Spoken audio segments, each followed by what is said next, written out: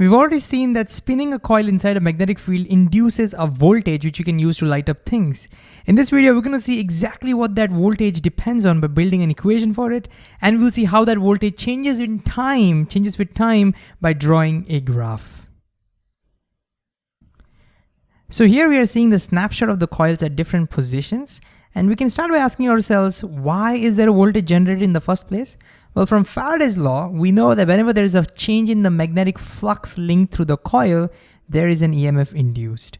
And over here, you can clearly see the magnetic flux over here is changing. It's maximum over here, and then the flux goes to 0. You can think of this as wind.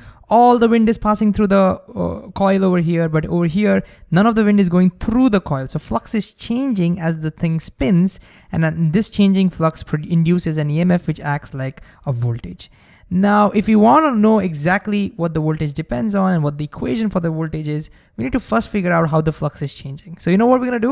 We're going to first plot a graph of the flux and see how it changes with time. Yay, so let me plot a couple of axes. Okay, so let's plot flux on the vertical and the time along the horizontal. So here is our time. Now to do that, we need an equation connecting the flux and the time. And I encourage you to pause the video and figure out that equation yourself, because you probably already know how to calculate magnetic flux yourself. All right, so how do you calculate magnetic flux?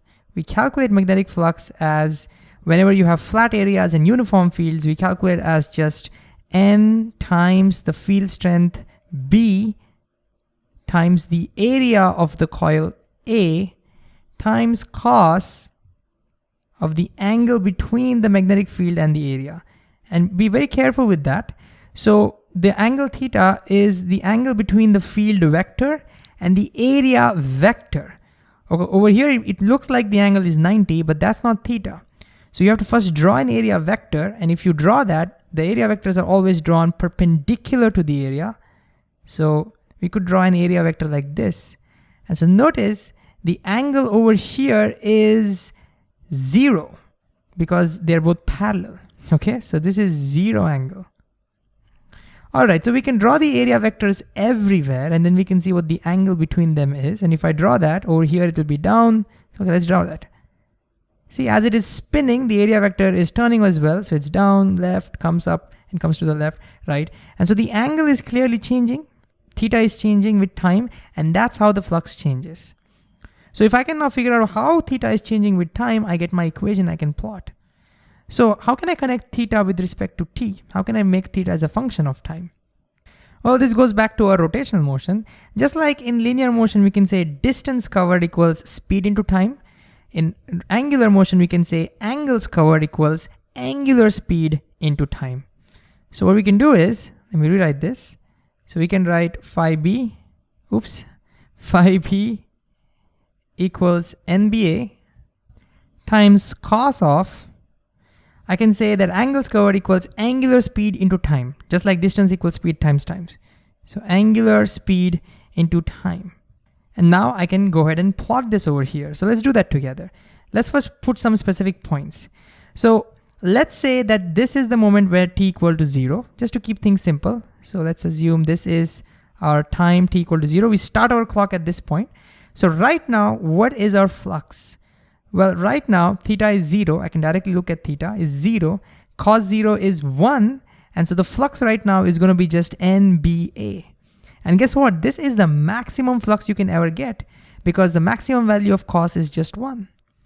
And so if I call that maximum flux, this NBA represents the maximum flux. If I call that as phi, I can just call phi naught, then right now at time t equal to 0, I get maximum value. So let's say this is our maximum value.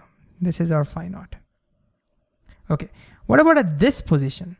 What is the value of flux over here? Well, notice the angle between the area vector and the field vector is 90 degrees.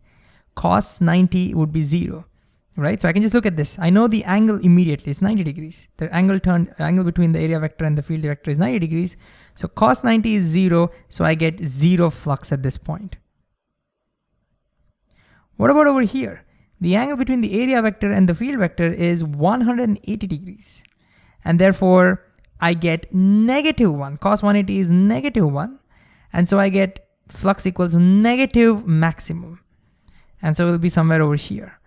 Now you may be wondering, what does it mean to have a negative flux? What does that mean? Well, the way to think about it is you can imagine that this window has an orientation. So in this case, you can kind of imagine if the air was flowing in one direction, when the window has turned by 180 degrees, now it's facing the other way. So from the window's perspective, the air is blowing in the opposite direction. Does that make sense? And so that's why we say there's a negative flux. So if this is positive flux, this is negative flux. Over here, the flux becomes 0 again.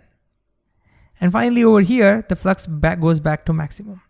So how would this whole thing look like? Would it be just like straight lines? No, it's a cos function. And you might know cos and sine functions have that typical graph. So let's go ahead and try and plot that graph. So the typical graph looks like a wave. So it's gonna look like somewhat like this. Okay, not quite there, but yeah, not bad. Looks pretty good, right? Next, we will do the same thing for the EMF. We'll figure out the equation for the induced EMF and then plot the graph. But before we do that, I want you to make a prediction of how that graph is gonna look like. Remember, the EMF induced is high when the flux change is very high. And so at each point, can you kind of predict whether you get a high EMF or low induced EMF or zero induced EMF and kind of predict what the graph is gonna look like? Okay, hopefully you made your prediction. Now let's check whether it matches. So let's build the equation. How do we build the equation? We can use Faraday's law. Faraday's law states the induced EMF is always equals negative d phi over dt. And so all we have to do is differentiate this equation with respect to time. And again, I encourage you to try and do this yourself. So let's do this. So the induced EMF will be negative. What's the differentiation of this term? Well, N, B, A are all constants. We can pull them out. So you get N, B, A over here. And then you get differentiation of cos omega t. Differentiation of cos is negative sine. So minus sine omega t. And then you have to use a chain rule. Then multiply by differentiation of omega t, which gives you an omega. So an omega pops out. And so if you put it all together, we now get EMF equals negative negative cancels. So I get NBA, NB times A times omega times sine of omega t, which is basically the angle. And there we go. This is the expression for the EMF. And just like before, this now represents the maximum induced EMF, which you can call E naught. So now we know what the induced EMF depends on. It depends upon the number of turns, the strength of the field, the area of the coil, and how quickly you're spinning it. The quicker you spin, the more quickly the flux changes and higher is the induced EMF. Okay, now let's go ahead and plot this over here. So, and when omega t equal to 0, when at t equal to 0, when theta is 0, sine 0 is 0, so you get induced EMF at this position is 0. Interesting. Did you predict that? At this point, you get 0 EMF in this position. Okay. Then after it has turned through 90 degrees, sine 90 is 1. So now you get maximum EMF at this position. So let's say this is our maximum EMF.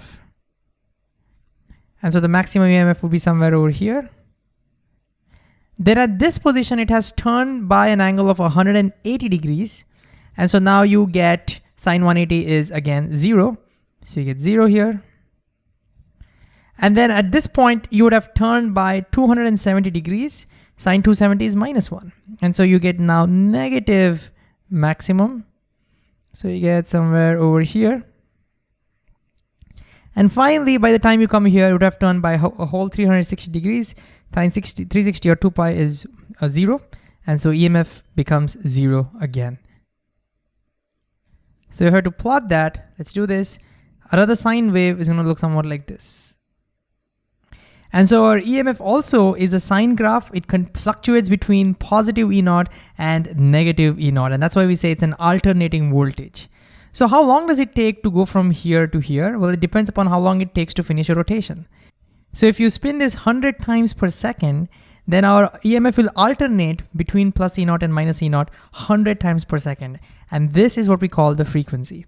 In India, the frequency is close to 50 hertz, which means the coils will be spun at 50 times per second, and so our EMF will also alternate at 50 times per second. Finally, one peculiar thing that you're seeing is that at this point where the flux is maximum, I'm getting zero EMF. And when the flux is zero, I'm getting maximum EMF. What's going on? I would have predicted exactly the other way around. What do you think is going on? Well, Faraday reminds us, I don't care about flux, I care about the flux change, okay? So at this point, if you consider this as a mountain, then the height represents the flux. Faraday is saying, I don't care about the height. Tell me how quickly the height is changing. So imagine you're standing somewhere over here. How steep is this? It's not very steep, it's very flat, isn't it? So the slope over here is zero. You put one step forward, you don't immediately fall down. It looks very flat to you. And therefore, the flux is not changing very quickly at this point. Slope is zero, and that's why the EMF at this point is zero. Okay, what about this point? At this point, although the flux is zero, if you stand over here, notice it's very steep, very, very steep. You put one step forward and you go immediately down. So clearly there's a very high negative slope over here. And that's why we're getting a very high positive EMF induced. Why? Because of the minus sign, Lenz's law. If the flux is changing, if the flux is decreasing, EMF is trying to increase the flux, and you're getting a positive EMF. Ooh, it's all trying to make sense. Same thing happens over here. At this point, you have a very high negative flux, but look at the change. It's nothing. You can stand here easily. There's no slope. You put one step forward, hardly there is any change in the height, and therefore EMF induced is zero. And the same thing over here. If you stand over here, ooh, look at the slope, very high. You know, it's a very steep thing. You put one step forward, you go high tremendously. And so very positive slope over here. And as a result, very high negative EMF induced, okay? So hopefully this makes a lot of sense. And the same thing continues over here.